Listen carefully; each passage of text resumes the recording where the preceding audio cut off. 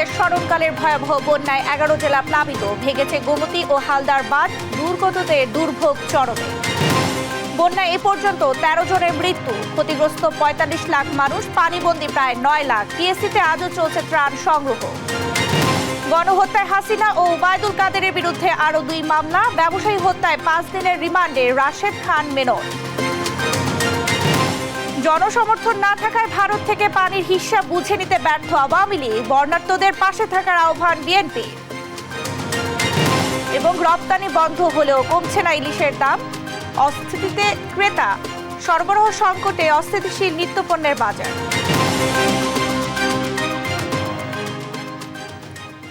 সংবাদ সন্ধ্যায় দেখছিলেন একেএসটিএম টিভির সংবাদ শিরোনাম, সঙ্গে আছে আমি শারমিন নান্সি। এবারে বিস্তারিত। টানা বৃষ্টি ও ভারত থেকে আসা ঢলে পানিবন্দী 11 জেলার মানুষ, নিরাপদ আশ্রয়ে যেতে না পারা, বিশুদ্ধ খাবার পানির তীব্র সংকট, অপ্রতুল ত্রাণ সামগ্রী, সব মিলিয়ে খুব কঠিন সময় পার করছে বানভাসী মানুষ।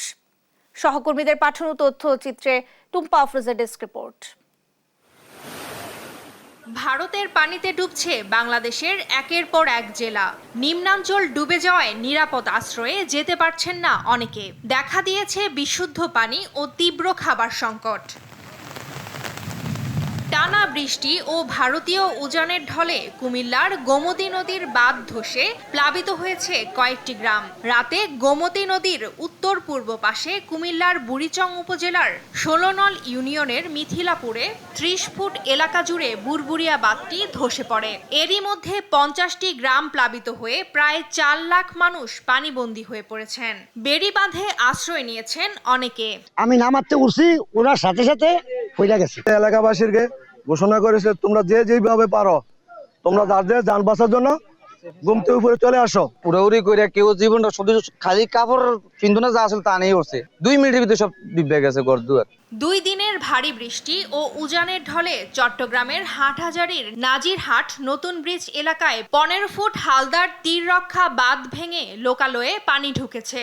এতে উপজেলার কয়েকটি ইউনিয়নের গ্রাম প্লাবিত হয়ে পানিবন্দী রয়েছেন কয়েক হাজার মানুষ। এছাড়া ফটিকছড়ি উপজেলা ও সংলগ্ন এলাকায় পানিবন্দী হয়ে পড়েছেন 1 লাখের বেশি মানুষ।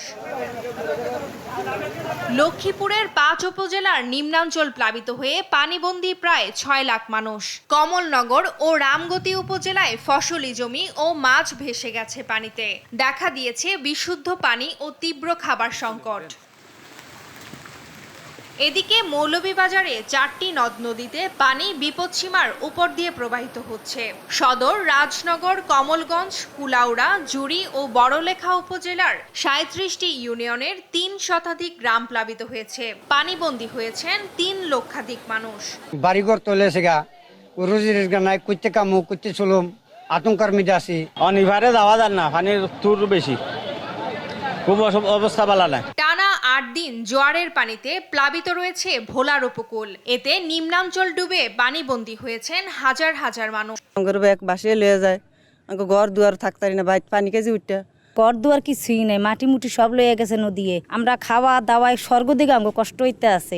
এ পরিস্থিতি আরো 2-1 দিন থাকতে পারে বলে আশঙ্কা করছে পানি উন্নয়ন বোর্ড।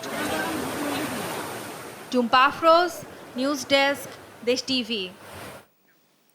বন্যার পানিতে তলিয়েছে নোয়াখালী, ফেনী, কুমিল্লা। এ বিষয়ে আরো জানাতে ফেনী থেকে সরাসরি যুক্ত হচ্ছেন সহকর্মী মাইনুদ্দিন আরিফ। আরিফ, আপনার কাছে সর্বশেষ কি তথ্য রয়েছে, আমাদেরকে একটু বিস্তারিত জানাবেন। নান্সি, আমি এই মুহূর্তে আছি ফেনীর যে লালপুল এলাকা, সে লালপুল এলাকাতে আমি এই মুহূর্তে রয়েছি। আমরা বিকেল থেকে বেশ কয়েকটি জায়গায় যাওয়ার চেষ্টা করেছি, তবে বেশিরভাগ এলাকাতে এখনো যাওয়ার তেমন কোনো ব্যবস্থা নেই। অর্থাৎ এখানে যে সড়ক ব্যবস্থাগুলো রয়েছে সেগুলো একবারেই ভেঙে পড়েছে। আমি যদি একটু দেখাই, এটিও মেন সড়ক। সেই মেন সড়কে কোথাও বুক সমান, কোথাও হাঁটু সমান পানি, এবং এখানে যেসব স্বেচ্ছাসেবকরা রয়েছে তারা মূলত নিজ উদ্যোগে বিভিন্ন বোর্ড এনে রেস্কিউ করার চেষ্টা করছেন। একটু যদি জানিয়ে রাখি যে এদিকে যে সোনাগাজী সহ বেশ কয়েকটি এলাকাতে এখনো মানুষ কোনোভাবেই বের হতে পারছে না, সেখানে দোতলা পর্যন্ত পানি উঠে গেছে এবং বারবার তারা চেষ্টা করছেন উদ্ধার অভিযানে সরকারের যে বাহিনীগুলো রয়েছে অর্থাৎ সেনাবাহিনী, নৌবাহিনী, বিমান বাহিনী সহ আইন শৃঙ্খলা বাহিনীর যে সংস্থাগুলো রয়েছে তারা যদি উদ্ধার কাজে এগিয়ে আসে তাহলে এটি উদ্ধার করা সম্ভব। আরেকটি বিষয় জানিয়ে রেখে এখানে বিশুদ্ধ পানির অনেক সংকট রয়েছে, এখানে ত্রাণের মানে খাবারের অনেক সংকট রয়েছে, যেহেতু পুরো ফেনী শহরটি আসলে পানির নিচে চলে গেছে। যে যেভাবে পারছেন শুধু জীবনের ঝুঁকি নিয়ে নিজে বাঁচার জন্য চেষ্টা করছেন, বৃদ্ধা থেকে শুরু করে একেবারে শিশু পর্যন্ত সবাইকে উদ্ধার করে আনার চেষ্টা করতেছে। অর্থাৎ পুরো ফেনী শহর মেইন সড়ক থেকে শুরু করে ভিতরের অলিগলি সবকিছু এখন পানিতে তলিয়ে গেছে।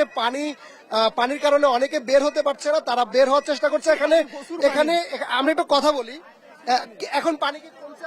পানি এখনো কমে নাই, এখনো প্রচুর পানি। আমরা একজন একটু স্বেচ্ছাসেবকের সঙ্গে 1 মিনিট একটু কথা বলার চেষ্টা করবো। ভাই, আপনাদের উদ্ধার অভিযান এখন কিভাবে চলছে? আমাদের উদ্ধার অভিযান চলছে খুবই ক্রিটিক্যাল একটা সময় ইয়ের মধ্যে আমরা সময় কাটাচ্ছি। আমাদের বোটের সংকট, আমাদের পানির সংকট, মানে অনেক পরিবার কি যে আর্তনাদ, কি যে অসহায়, এটা না দেখলে বোঝা যাবে না। মানে মানুষ খাবারের জন্য হাহাকার করতেছে না, মানুষ বাঁচার জন্য তারা বলতেছে যে আমাদেরকে একটু মানে বাঁচান।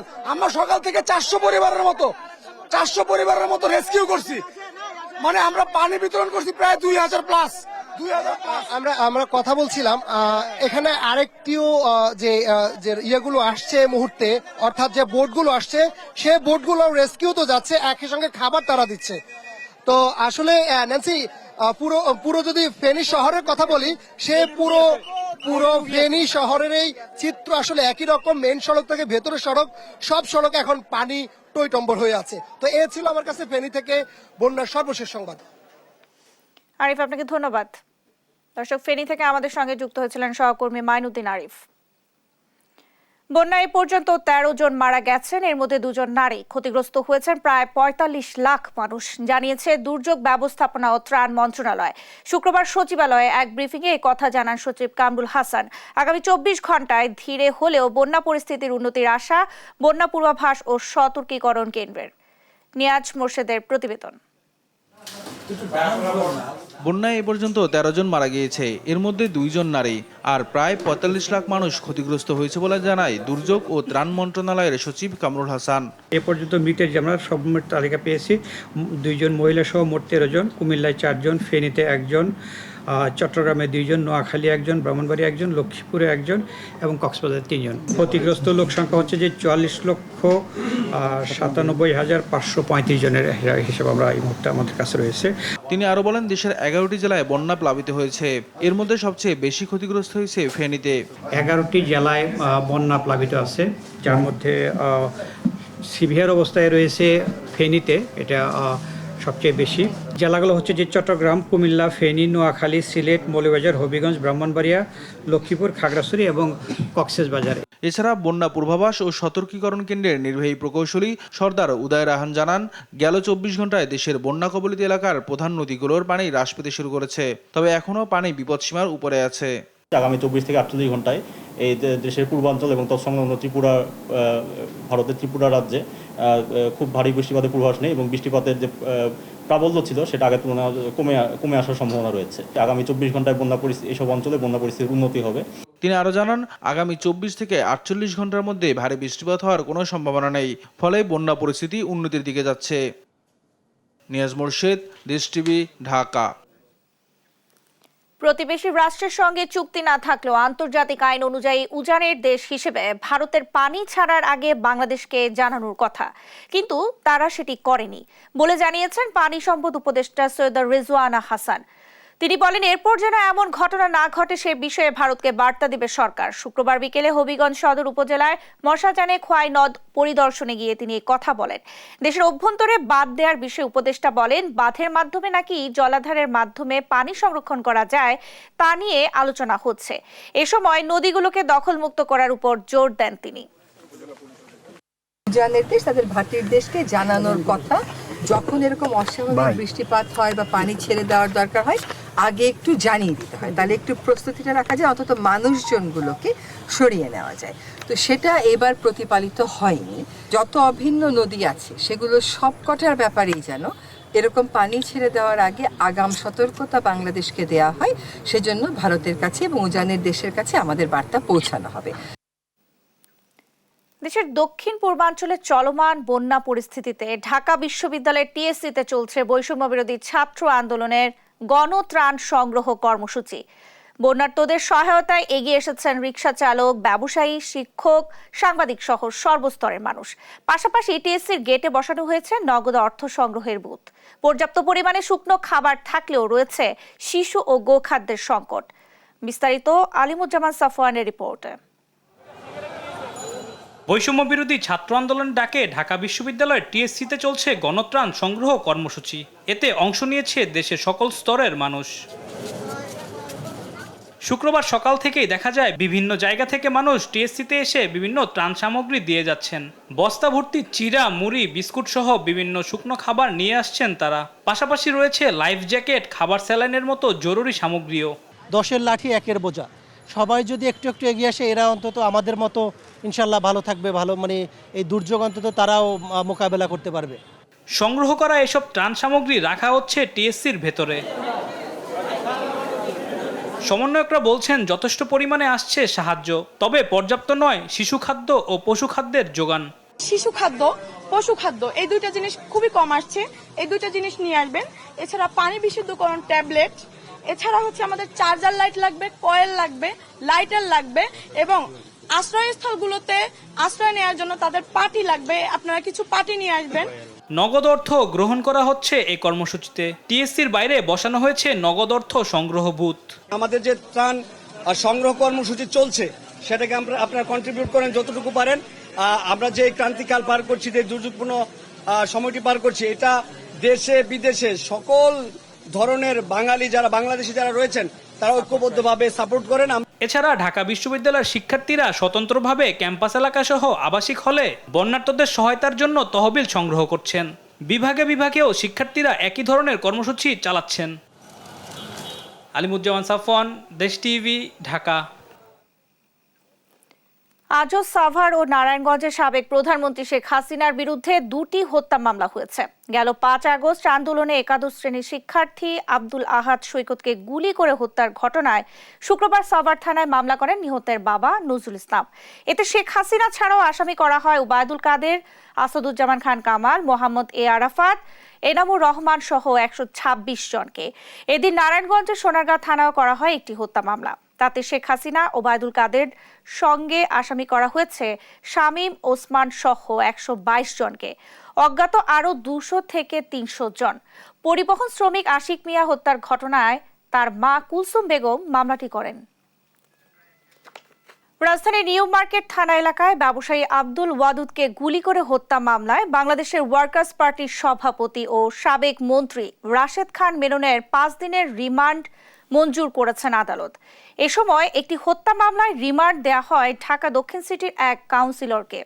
এ বিষয়ে বিস্তারিত জানাচ্ছেন শাহাদাত নিশাদ। কোটা সংস্কার আন্দোলন চলাকালে গত 19 জুলাই নিউ মার্কেট এলাকায় গুলিতে আব্দুল ওয়াদুদ নামে এক ব্যবসায়ীর মৃত্যুর ঘটনায় নিউ মার্কেট থানায় দায়ের করা মামলায় রাশেদ খান মেননকে গ্রেফতার করে ডিবি কার্যালয় থেকে বিকেলে নিয়ে আসা হয় ঢাকার চিফ মেট্রোপলিটন ম্যাজিস্ট্রেট আদালতে। এ সময় আদালতে বাড়তি নিরাপত্তা দিতে দেখা যায় আইনশৃঙ্খলা বাহিনীর সদস্যদের। হত্যা মামলায় গ্রেফতার বাংলাদেশের ওয়ার্কার্স পার্টির সভাপতি ও সাবেক মন্ত্রী রাশেদ খান মেননকে 5 দিনের রিমান্ড নিয়ে জিজ্ঞাসাবাদের জন্য অনুমতি দিয়েছেন আদালত। ঢাকার মেট্রোপলিটন ম্যাজিস্ট্রেট আলী হায়দারের আদালত এই রিমান্ড মঞ্জুর করেন। রাষ্ট্রপক্ষের আইনজীবী ওমর ফারুকি বলেন, রাশেদ খান মেনন সাম্যের কথা বললেও বৈষম্যহীন আন্দোলনের সময় তিনি শেখ হাসিনার পতন ঠেকাতে তার সঙ্গে মিটিং করেছিলেন। এই আন্দোলন ছাত্র জনতা আন্দোলন চলাকালীন গণভবনে 14 দলের একটি মিটিং হয়েছিল। সেই মিটিংয়ে অন্যতম ভূমিকা পালন করেন এই রাশেদ খান মেনন এবং তার সঙ্গে ছিল আরেকজন সহায়তাকারী হাসানুল হক ইনু। এরা 2 জন পরবর্তীতে গণভবন থেকে বের হয়ে এসে প্রেস ব্রিফিং করেন। সেই প্রেস ব্রিফিংয়ে তারা এই ছাত্র জনতার এই আন্দোলন সেই আন্দোলনকে তারা সহযোগিতা করে নাই, বরঞ্চ এর বিরুদ্ধে সরকারকে কঠোর হওয়ার জন্য তারা আহ্বান করে। আন্দোলন দমানোর জন্য রাশেদ খান মেনন ষড়যন্ত্রে লিপ্ত ছিলেন বলে জানান এই আইনজীবী। এই হত্যার সঙ্গে এই আসামি রাশেদ খান মেনন, যারা উস্কানিদাতা, পরামর্শদাতা এবং সহযোগিতাকারী এই স্বৈরাচার সরকারের, তাদের নির্দেশে, তাদের সহযোগিতায়, তাদের উস্কানিমূলক বক্তব্যে পুলিশ গুলি চালায়। এদিকে লালবাগ থানার একটি হত্যা মামলায় 5 দিনের রিমান্ড দেওয়া হয় ঢাকা দক্ষিণ সিটির 26 নং ওয়ার্ডের কাউন্সিলর হাসিবুর রহমান মানিককে। সাদাত নিশাদ, দেশ টিভি, ঢাকা। ভারত শত্রুতা করছে এমন ধারণা যাতে বাংলাদেশের জনগণের মধ্যে তৈরি না হয়, তার জন্য ভারত সরকারকে ব্যবস্থা নেওয়ার আহ্বান জানিয়েছেন বিএনপি স্থায়ী কমিটির সদস্য সালাউদ্দিন আহমেদ। নেতাকর্মীদের বন্যা দুর্গতদের পাশে দাঁড়ানোর আহ্বানও জানান তিনি। আর কাউকে বিশেষ সুবিধা না দিয়ে লেভেল প্লেইং ফিল্ড তৈরি করে ব্যবসা বাণিজ্য ও আঞ্চলিক অগ্রগতিতে পাকিস্তানের সাথে বিএনপি কাজ করতে চায় বলে জানিয়েছেন দলটির স্থায়ী কমিটির সদস্য আমির খসরু মাহমুদ চৌধুরী। বিস্তারিত সাইফুল রিপনের প্রতিবেদনে। সকালে গুলশানে বিএনপি চেয়ারপারসনের রাজনৈতিক কার্যালয়ে পাকিস্তানের হাই কমিশনার সৈয়দ আহমদ মারুফের সাথে বৈঠক করেন দলের মহাসচিব মির্জা ফখরুল ইসলাম আলমগীর। প্রায় ঘণ্টাব্যাপী বৈঠক শেষে দ্বিপাক্ষিক আলোচনার বিষয়বস্তু তুলে ধরেন বিএনপির স্থায়ী কমিটির সদস্য আমির খসরু মাহমুদ চৌধুরী।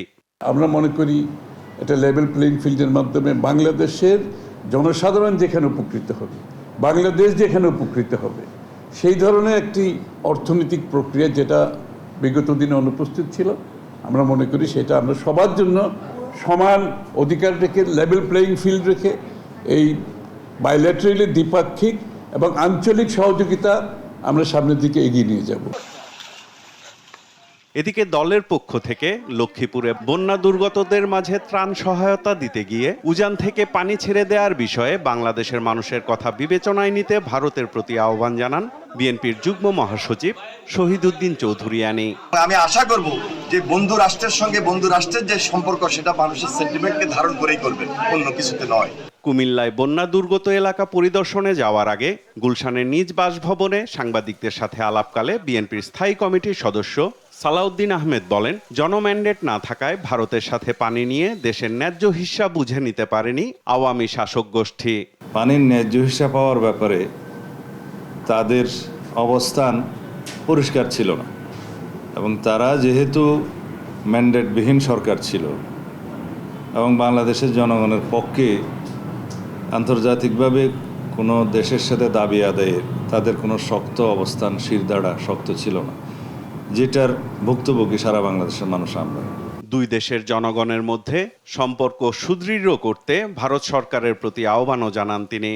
আমি আহ্বান জানাবো, আপনারা বাংলাদেশের মানুষের যাতে দুরবস্থায় পড়তে না হয়, এই বর্ষা মৌসুমে বিভিন্ন সময়ে অভিন্ন নদীর পানিগুলো যাতে উচ্চতা নিয়ন্ত্রণ করা যায়, আপনারা অবশ্যই সরকারের সাথে যোগাযোগ করে আপনারা সেই বিষয়ে ব্যবস্থা নেবেন, যাতে বাংলাদেশের মানুষের মনে এমন কোনো ধারণার সৃষ্টি না হয় যে ভারত আমাদের সাথে শত্রুতামূলক আচরণ করছে।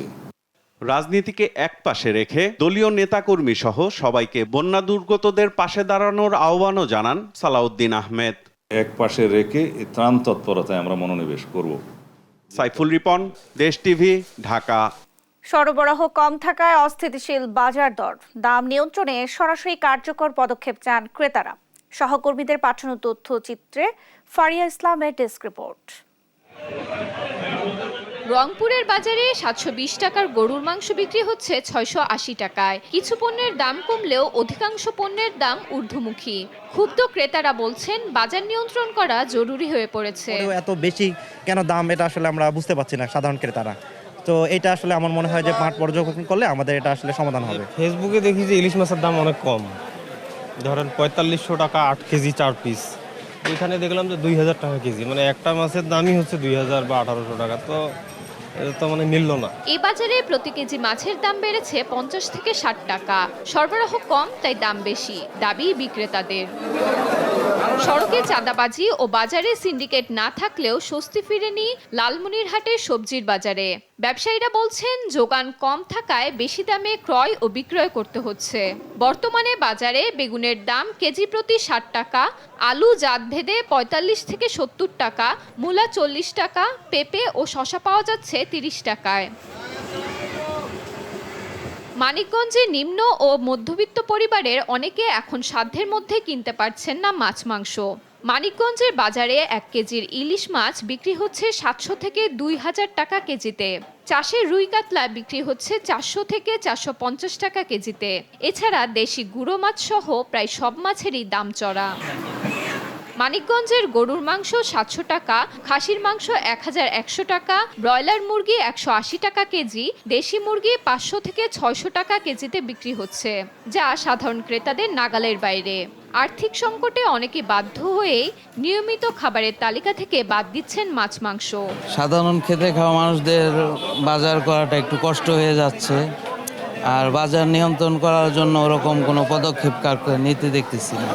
মাছ মাংসের বাজার বাড়তি, ইলিশ মাছ 1500 টাকা কেজি, খাসি মাংস 1100 টাকা কেজি।